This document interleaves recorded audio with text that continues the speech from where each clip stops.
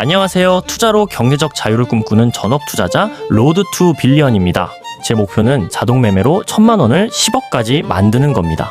지금 이 도전은 8일째 진행 중이고 현재까지 누적 수익은 436만 원입니다. 어제 코스피는 6,900선을 회복하며 상승 마감했지만 코스닥은 4% 넘게 급락했고 장중 매도 사이드카까지 발동됐습니다. 같은 국내 시장에서도 대형 반도체와 중소형 성장주의 방향이 완전히 엇갈린 겁니다. 오늘 영상에서는 코스피가 미국 증시 하락을 이겨내고 상승한 이유와 코스닥에서 1,400개가 넘는 종목이 하락한 배경을 살펴보겠습니다. 그리고 이런 시장에서 제가 자동 매매로 어떻게 수익을 가져갔는지 실제 매매 기록까지 확인해 보겠습니다. 자, 그럼 8월 21일 어제 매매장 브리핑부터 들어가 보겠습니다. 코스피는 전 거래일보다 0.88% 상승한 6,912.95로 거래를 마쳤습니다. 장 초반에는 미국 증시 하락의 영향으로 6,742.44까지 밀렸지만 이후 상승 전환했고 장중에는 6,954.12까지 올라 7,000선에 다시 가까워졌습니다. 수급에서는 기관이 1조 3,414억 원을 순매수하며 지수 상승을 이끌었습니다. 반면 개인은 1조 1,656억 원, 외국인은 1,761억 원을 순매도했습니다. 삼성전자는 3.87% 상승한 28만 1,500원, SK하이닉스는 2.31% 오른 173만 원으로 마감했습니다. 전날 주주환원 발표로 급등했던 두 종목에 매수세가 한 번 더 들어오면서 미국 증시 하락과 외국인 매도를 방어한 겁니다. 삼성전자는 8% 넘게 올랐고 삼성생명도 10% 넘게 상승했습니다. 반면 삼성전기는 5% 넘게 하락했고 코스피 전체로 보면 상승 종목은 193개, 하락 종목은 681개로 집계됐습니다. 지수는 올랐지만 실제로는 하락한 종목이 상승 종목보다 3배 이상 많았습니다. 코스피 상승이 시장 전체의 강세라기보다 삼성전자와 SK하이닉스 그리고 일부 주주환원 관련 종목에 집중된 결과였다는 의미입니다. 코스닥의 상황은 더 좋지 않았습니다. 코스닥은 전 거래일보다 4.63% 하락한 801.94로 마감했습니다. 장중 저점은 795.57이었고 오전 10시 5분에는 프로그램 매도 호가를 일시 정지하는 매도 사이드카가 발동됐습니다. 수급에서는 개인이 6,142억 원을 순매수하며 물량을 받아냈습니다. 반면 외국인은 2,794억 원, 기관은 3,349억 원을 순매도하면서 코스피와 정반대 흐름을 보였습니다. 전날 두 자릿수 상승했던 알테오제는 5.74% 하락했고 에코프로는 7.04%, 에코프로비엠은 7.54% 떨어졌습니다. 레인보우 로보틱스와 주성 엔지니어링도 각각 3%와 4% 넘게 하락했습니다. 코스닥에서는 상승 종목이 219개에 그친 반면 하락 종목은 1,447개에 달했습니다. 일부 종목의 문제가 아니라 바이오와 2차전지 로봇 반도체 장비주까지 중소형 성장주 전반에서 매도가 나온 겁니다. 정리하면 어제 국내 증시는 코스피와 코스닥이 완전히 다른 시장처럼 움직였습니다. 코스피에서는 기관 자금이 삼성전자와 SK하이닉스 그리고 주주환원 기대 종목으로 들어오면서 지수를 끌어올렸습니다. 하지만 코스닥에서는 외국인과 기관이 동시에 매도했고 전체 종목의 대부분이 하락했습니다. 따라서 코스피가 6,900선을 회복했다는 사실만 보고 국내 시장 전체가 강했다고 해석하기는 어렵습니다. 어제 시장의 핵심은 지수 상승이 아니라 대형주와 중소형주의 격차가 다시 크게 벌어졌다는 점입니다. 이제 미국 증시 확인해 보겠습니다. 다우지수는 1.32% 하락한 52,759.21, S&P 500은 0.87% 내린 7,641.16, 나스닥은 1% 하락한 26,067.17로 마감했습니다. 반면 필라델피아 반도체 지수는 0.53% 상승한 11,800.01을 기록했습니다. 3대 지수는 모두 하락했지만 반도체 지수는 소폭 상승하며 전날까지 이어졌던 반도체 약세에서 벗어났습니다. 미국 시장을 누른 첫 번째 요인은 월마트였습니다. 월마트는 예상보다 부진한 미국 동일 점포 매출을 발표한 뒤 9% 넘게 급락했습니다. 저소득층 소비자의 부담이 커지고 있다는 설명까지 나오면서 단순한 기업 실적 문제가 아니라 미국 소비 둔화에 대한 우려로 이어졌습니다. 두 번째는 국제 유가와 장기 국채금리였습니다. 이란에 대한 추가 제재 가능성이 부각되면서 원유 가격이 다시 뛰었고 인플레이션 우려가 커지자 장기 금리도 재상승했습니다. 반면 에너지 업종은 유가 상승의 수혜를 받았고 실적이 예상보다 강했던 농기계 업체 디어는 6% 넘게 올랐습니다. 결국 미국 시장에서는 월마트가 소비 불안을 자극했고 유가와 장기금리 상승이 주식시장 전체에 부담으로 작용했습니다. 다만 반도체는 소폭 반등하면서 모든 기술주가 같은 방향으로 하락하는 것은 아니었습니다. 국내와 미국 증시의 흐름을 이해하는 것과 실제 매매에 적용하는 것은 다릅니다.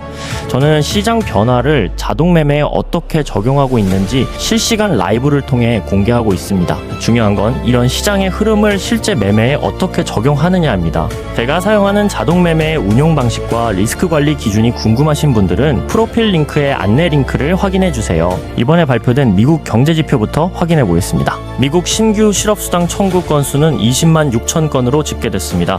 시장 예상치였던 21만 건보다 적었고 직전 수치보다도 6천 건 감소했습니다. 반면 계속 실업수당 청구 건수는 179만 9천 건으로 증가했습니다. 신규 해고는 많지 않지만 한번 일자리를 잃은 사람이 다시 취업하는 데 걸리는 시간은 길어지고 있다는 의미입니다. 필라델피아 여는 제조업 지수는 47.4를 기록하며 예상치를 크게 웃돌았습니다. 고용은 급격히 무너지지 않았고 제조업 경기까지 예상보다 강하게 나오면서 연준이 서둘러 금리를 낮춰야 할 이유가 줄어든 겁니다. 채권 시장도 바로 반응했습니다. 미국 10년물 국채 금리는 4.69%, 30년물 금리는 5.23% 부근까지 다시 올라왔습니다. 전날 재무부의 장기채 발익백 확대 발표로 금리가 크게 내려갔지만 그 효과가 하루 만에 상당 부분 되돌려진 겁니다. 채권 시장은 재무부가 매입 규모를 늘린다는 사실보다 미국의 40조 달러 부채와 앞으로 계속 늘어날 국채 공급을 다시 반영했습니다. 강한 경제 지표와 재정 부담이 겹치면서 장기채를 보유하려면 더 높은 금리가 필요하다는 판단이 나온 겁니다. 달러 인덱스는 98.6 부근에서 움직였습니다. 장기 금리가 다시 올랐지만 미국 재정에 대한 부담이 남아있어 달러는 금리 상승폭만큼 강하게 반등하지 못했습니다. 국제유가는 이란에 대한 추가 제재와 호르무즈 해협의 공급 불확실성으로 상승했습니다. 서부 텍사스산 원유는 배럴당 88달러를 넘어섰고 브렌트유도 93달러 부근까지 올라왔습니다. 비트코인은 미국의 가상자산 관련 정책 기대가 반영되면서 72,000달러를 넘어섰습니다. 주식시장은 장기금리 상승으로 하락했지만 비트코인은 정책 기대를 바탕으로 다른 방향을 보인 겁니다. 귀금속 시장에서도 주식시장과는 다른 흐름이 나타났습니다. 골드는 4,500달러 위에서 움직이며 주간 기준 약 3.6% 상승했고 3주 연속 상승 흐름을 이어갔습니다.